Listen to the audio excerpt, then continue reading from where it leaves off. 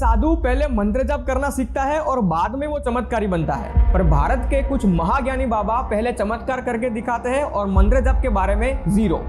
मामा तुम जगह मंत्र सुना दो, हम आपको देंगे दक्षिणा। गायत्री मंत्र सुना दो। हाँ गायत्री मंत्र सुना दो कोई भी। बेटा पढ़े लिखे नहीं बेटा। शनि कर बल्ली हर बला टली टनी को बनानी उर्ली परली 70 बला उत्तर मारी। एक सच्चा सन्यासी उसको जो खाना मिलेगा, रोटी सब्जी खिचड़ी, वो खा लेंगे, क्योंकि उन्होंने सब मोह माया छोड़ दी है। उनको स्वादिष्ट भोजन खाने की इच्छा नहीं होती, उनको सिर्फ अपना पेट भरना होता है। पर कुछ बाबा ऐसे भी हैं जो हमसे ही मांगे हुए पैसों से वो दारू पीते हैं, गांजा और चिलम फूकते हैं और मीट खाते हैं। आपने नशा क्यों कर रखा है बताइए? नशा तो चिलम और चाय, ओम नमः शिवाय। एक इंसान को साधु या सन्यासी तब कहा जाता है जब वो अपने घर परिवार संसार को छोड़कर भगवान की भक्ति करने चले जाए। पर कुछ बाबा ऐसे भी हैं जिनकी इच्छाएं सन्यास लेने के बाद भी अधूरी रह जाती है। ऐसा कहा जाता है कि ये सन्यासी का जीवन बहुत कठिन होता है, पर आजकल कॉर्पोरेट जॉब करने वाले का जीवन बहुत कठिन हो गया है, क्योंकि ना उनको कोई रिस्पेक्ट मिलती है, सैलरी भी कम देते हैं, ऊपर से बॉस की गाली खानी पड़ती है और काम करते करते ना कोई एंजॉयमेंट होता है। पर ये फेक बाबा और फेक सन्यासी वाली जिंदगी में आपको रिस्पेक्ट बहुत मिलती है।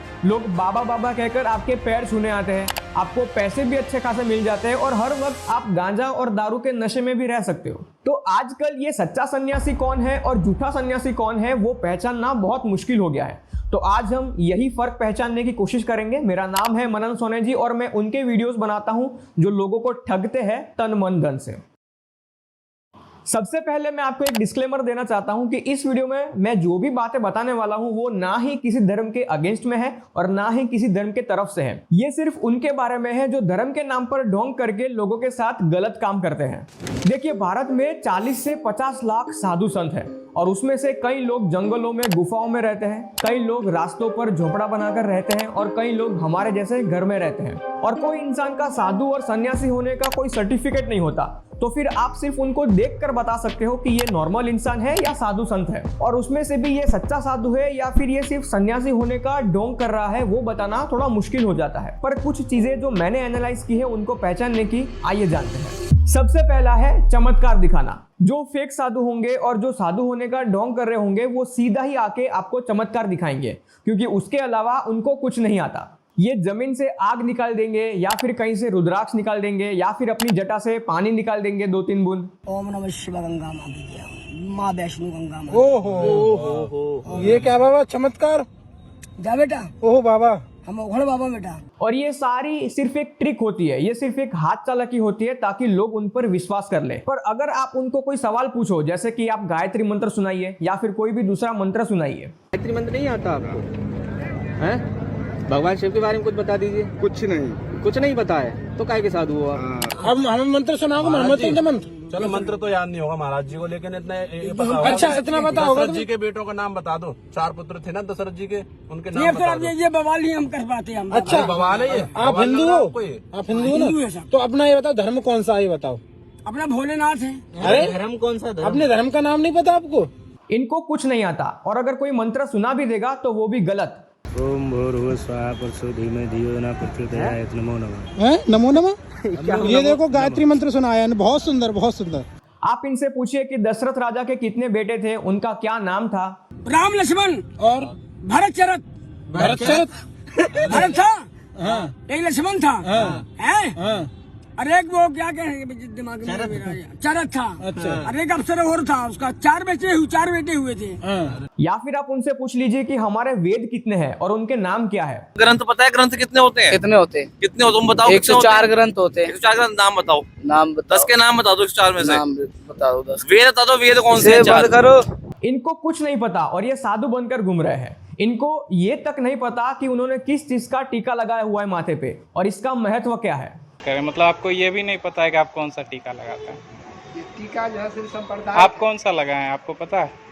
लगा लिए किसी तरह, भगवान का नाम ले लेते हैं, सीताराम हो गया, ऐसे ज्यादा नहीं, तो देखिए अपने धर्म को बदनाम नहीं कीजिए। और अगर इनको आप ज्यादा सवाल पूछेंगे तो वो अपने ही बातों से मुकर जाएंगे। जैसे ये बाबा है जो कहते हैं कि मैं शनि का भक्त हूँ और मैं शनि भगवान के नाम पर लोगों से पैसे मांगता हूँ, और उन्होंने शनि भगवान का जो मंत्र सुनाया है वो सुनिए आप। शनि कर बल्ली हर बला टली टनी को बनानी उर्ली परली 70 बला उत्तर मारी। ये कौन सा मंत्र है? ये मंत्र है। और थोड़ी देर बाद यही बाबा बोलते हैं कि मैं शनि को नहीं मानता। शनि जी का मंत्र है। हाँ सुना दो। शनि क्यों नहीं मानते? शनि को नहीं मानते? अभी तुम कह रहे सारे भगवानों को मानते हैं। शनि को मंत्र ही नहीं पता चलता। आजकल 6-7 साल के बच्चे को भी गायत्री मंत्र पता होता है, पर ये डोंगी बाबाओं को मंत्र छोड़िए, इनको 3-4 भगवान के नाम भी नहीं पता। अगर कोई सच्चा चमत्कारी साधु होगा तो वो कभी भी सामने से आके चमत्कार नहीं दिखाएंगे। हमारा गुजराती में एक कहावत है कि अधूरो घड़ो छलकाए घड़ो, मतलब कि अगर घड़े के अंदर अधूरा पानी भरा है तो वो ज्यादा छलकता है। और वैसे ही ये फेक बाबाओं के पास पूरा ज्ञान होता नहीं है और इसीलिए ये चमत्कार दिखा के लोगों के विश्वास जीतने की कोशिश करते हैं। ये फेक साधु की एक दूसरी क्वालिटी होती है फर्जी बातों का बोल बच्चन करना। आपकी धन की पढ़ाई है, हमारी विद्या की पढ़ाई है। 1 2 3 नाम है चंडालपुरी, इंडिया भूटान नेपाल फ्री। आप जैसे ही उनके पास से गुजरोगे या फिर वो आपके पास आएंगे तो वो सीधा ही बिना बात के आपको आशीर्वाद देना शुरू कर देंगे। भगवान आपका भला करे, आपके घर में लक्ष्मी आएगी, आप बड़े अफसर बनेंगे, आपकी मनोकामना पूरी है, मनोकामना आप पूरी कराओगे ना, दुआ लगेगी हमारी। और ये आशीर्वाद से लोगों का भला होता होगा कि नहीं वो तो नहीं कह सकते, पर ये लोग कभी खुद का भला नहीं करते। हर वक्त ये नशे की हालत में रहते हैं और हर रोज इनको दारू पीना होता है। मैं बोले कि क्या नाम हुआ आपका महाराज जी? अमृतपान चल रहा है महाराज जी? हैं? अमृतपान चल रहा है? हाँ, ये अमृतपान चल रहा है। खुद को ये लोग शंकर भगवान का भक्त मानते हैं, पर शंकर भगवान के 3 अलग नाम इनको नहीं पता होंगे और शंकर भगवान के नाम पर हर रोज ये गांजा और चिलम फूकते हैं। कितना चिलम पीते हैं दिन में? एक दिन में 50 चिलम पीते हैं। 50 चिलम? नागा बाबा का नुनिया पूजे सारी दुनिया, चिलम चुनमुनिया पियेंगे बाबा जी, नाचेगी दुनिया।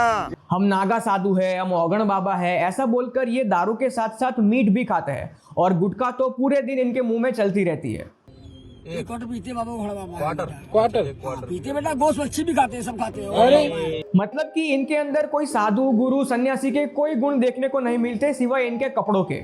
एक सच्चा सन्यासी कभी भी आपसे पैसा नहीं मांगेंगे और अगर मांगते भी है और आप उनको बोलोगे कि महाराज मैं आपको पैसा नहीं खाना खिला देता हूं, तो वो मान जाएंगे। पर ये जो ढोंगी और बहुरूपी बाबा होते हैं वो बस बिना मतलबी बातों का बोल बच्चन करके आपसे 50-100 रुपए निकलवाएंगे, क्योंकि उनको सिर्फ अपनी पर्सनल डिजायर सेटिस्फाई करनी होती है। पर कई बार ऐसा भी देखा गया है कि बाहर से हिंदू साधु का वस्त्र धारण करने वाले ये लोग अंदर से हिंदू होते भी नहीं है। यूपी में एक भगवाधारी बाबा पकड़ा गया था जो असल में वो मुस्लिम था। नाम बताओ अपना, जोर से बोलो, जोर से बोलो। अली खान। जोर से बोलो। अली खान। कहाँ से आए हो? बनारस से। बिहार में 4-5 लोगों की एक पूरी टीम जो बांग्लादेश से आई थी, जो नकली साधु बनकर अपने साथ एक गाय लेकर चलते थे और गाय माता के नाम पर वो लोगों से पैसा निकलवाते थे। साधु बनने के बाद इंसान की संसार से मोह माया छूट जाती है, पर कुछ लोग होते हैं जो शायद साधु नहीं होते, वो ढोंग करते हैं या फिर संन्यास लेने के बाद भी उनकी कुछ इच्छाएं बाकी रह जाती है। पर फिर भी ऐसे साधु बाबा को पैर छू के नमन करना या फिर उनको पैसे देना, वो हर एक इंसान का अपना अपना भाव होता है, अपनी अपनी एक चॉइस होती है। पर इन सब में सही क्या है और गलत क्या है उसका फर्क आपको पता होना चाहिए। पहला, अगर आप अपने आप को भोलेनाथ का भक्त बताकर भोलेनाथ की आराधना करते हो, उनकी भक्ति करते हो और उनके जैसे गुण अपने में लाने के लिए प्रयास करते हो तो सही बात है, पर भोलेनाथ के नाम पर सिर्फ गांजा या चिलम फूका जाता हो तो वो गलत बात है। दूसरा, भगवा वस्त्र पहनकर भगवान के नाम पर पैसे मांगने के बाद अगर उस पैसों का उपयोग भगवान के ही काम में या फिर किसी की मदद करने में खर्च होता हो तो सही बात है, पर उसी पैसों का दारू और मीट खाने के लिए उपयोग होता हो तो गलत बात है। तीसरा, भले ही आप साधु सन्यासी नहीं हैं और आप भगवा वस्त्र पहनकर लोगों को भजन सुनाते हो और लोगों को कथा सुनाकर उनसे पैसे लेते हो तो सही बात है, पर कुछ ज्ञान ना हो के भी आप भगवा वस्त्र पहनकर सिर्फ हाथ चालाकी दिखाकर लोगों के पैसे निकलवाते हो तो गलत बात है।